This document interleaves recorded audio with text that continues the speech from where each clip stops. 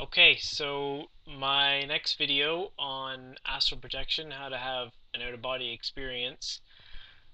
I'm going to talk a little bit about sleep paralysis and how to manage that and how I've effectively learned how to manage that during my practices. So just to review the first video, the key important thing to remember when you're trying to have an astral projection or an out-of-body experience is the ability to maintain focus on one thing and one thing only to keep your mind aware as your body falls asleep.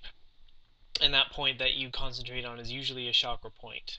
And in another video, I'll get into how you determine which chakra point is best for you. So focusing on one thing, wake up, set your alarm a little early in the morning, wake up in the morning, and kind of have the intention that you're going to go back to sleep. But as you go back to sleep, maintain focus on your chakra point and just keep doing that over and over again, and through repetition and through volume eventually you'll find that kind of midpoint where you'll start to experience some pretty interesting sensations, and this is how you know you are about to have an out-of-body experience, because the sensations are not something that you can miss. They're usually pretty intense, and the sensations that I get are a very kind of like a pins and needles sensation. You know, when your foot falls asleep, if you've been sitting in the wrong position too long, you get that pins and needles sensation, but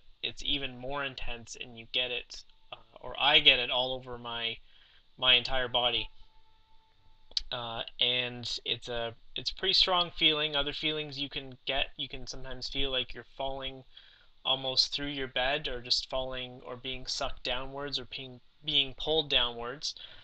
You can also start to feel, or sorry, not feel, but you can start to hear some noises. Sometimes you hear some sort of auditory, sometimes they can be hallucinations, other times they won't be. You can start to see certain visual images. So you can have some pretty interesting sensations as you are starting to enter the separation phase, when your energy body is detaching from your physical body. So when this happens, not everybody, but a lot of people will feel what's called sleep paralysis, and this is when you think you are in your body and you try and move your arm or your leg, or you try and turn over, but your body doesn't respond and you can't do anything, and it just feels like you're absolutely completely paralyzed. And it's pretty scary if you don't know what's going on. So if you kick yourself or manage to get yourself out of the sleep paralysis, then it's good, because you no longer scary, and you don't have to face that fear at the moment. But it's not good, because then you also lose your ability to have the out-of-body experience. So um, first thing guess I should mention is, if the fear of that sleep paralysis is just too overwhelming, the easiest way to get yourself out of it is just to take just a nice big deep breath in, and it'll snap you right out of it just like that. Under no circumstances, even in real life, when a person, or in this physical reality, when someone is paralyzed, their body will always breathe on its own. Your body will never ever not let you breathe. It's very hardwired into your brain that breathing is so essential for your survival.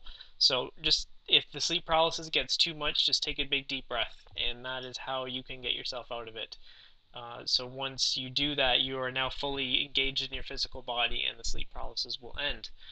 But if you would like to continue on and navigate your way through the sleep paralysis, and you do want to have a full astral projection or out-of-body experience, then the best thing that you can do is to try and maintain your focus and stay relaxed. So when I go to bed, when I'm doing my out of bodies, I'll focus on my crown chakra. So when that sleep paralysis comes on, if I start to, oh my God, this is happening, or start thinking about this, or start thinking about, what may or may not happen, I lose my out of body experience. But if I stay focused on my point, on my chakra point, and don't let the sleep paralysis get to me, and just stay relaxed, then you get deeper into the sleep paralysis even a little bit more, and the sensations get a little bit more intense.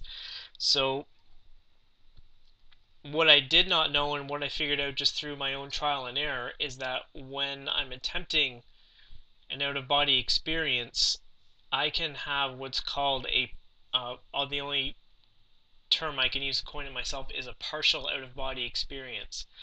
And this really helped me get comfortable with the sleep paralysis initially. So I'll just give you an example and tell you what happens so you can understand a little bit better.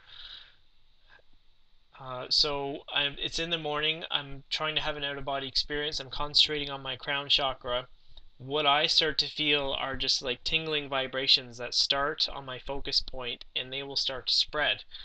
Now, before I was aware of this, the vibrations would just spread all over my body, and I would enter full sleep paralysis, and I'd get a little freaked out. But through my trial and error, my practices, I realized that I do have, just through my mental direction, the ability to control how much of my energy body, um, how do I say this? How much of those, where the vibrations will go over my body. So if the vibrations start here, uh, if I'm not controlling it, they will go over my whole body. But mentally, if the vibrations are here and I'm fully aware, I can just direct those vibrations down my head and say just down my right arm only.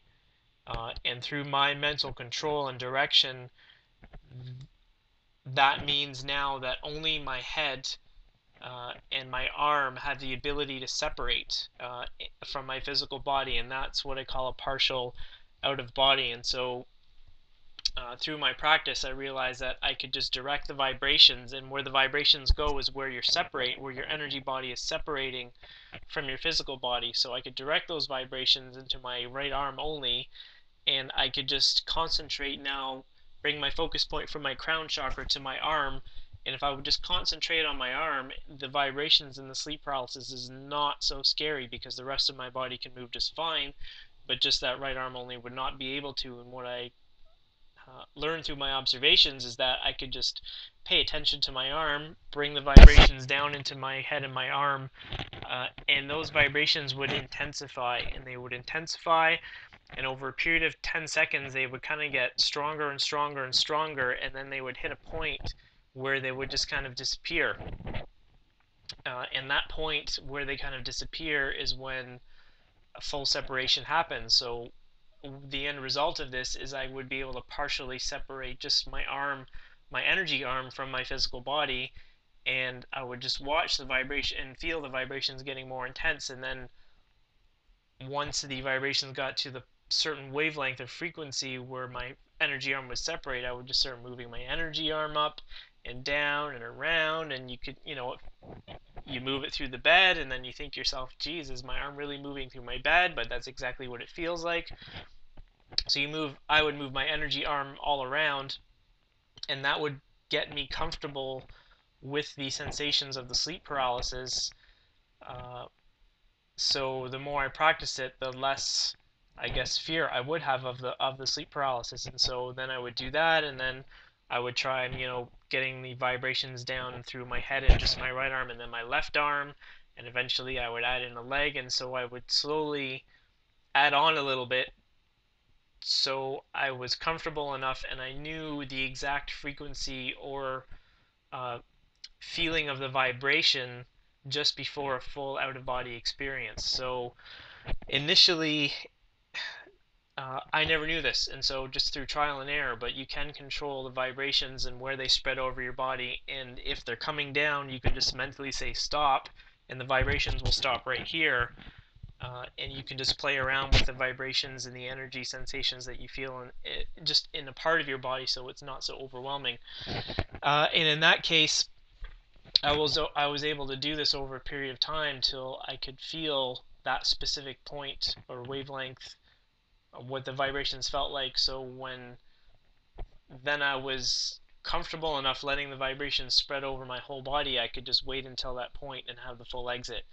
So that is how I got over the sleep paralysis. So you got to stay focused on your point. You got to stay absolutely relaxed. Concentration has to be very key here, and realize that you're still in control of the situation just through your mental direction.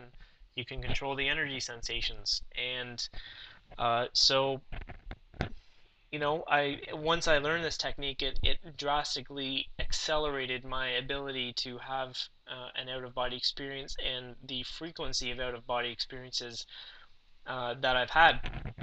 So for anyone who's struggling with sleep paralysis, that's one technique that you can do, is just use your concentration to direct the vibrations to have only a partial out of body experience, and you'll get very comfortable and very familiar with this until you're ready and able to have a full-on out-of-body experience. Now, the other approaches, of course, is just to go for it and let all the vibrations surround your whole body and just relax as much as possible. But sometimes the reaction that you get is just not at that point in time within the realm of your ability to control, because emotions run wild on you sometimes. So if you're struggling with that part of it, then this is a good technique to do. So sleep paralysis, that is how I've learned to manage it. And once you can get past that, that's usually one of the biggest barriers that people have in order to have an out of body experience. So maintain your focus, stay relaxed, and realize you can control those vibrations and just have a partial out of body if you want to. That you are absolutely in control of the situation. And if fear gets too much, then all you have to do is just breathe, and you're out of the situation. So if anybody out there is struggling with that, then I hope that helps. And take care, everyone, and have a great day.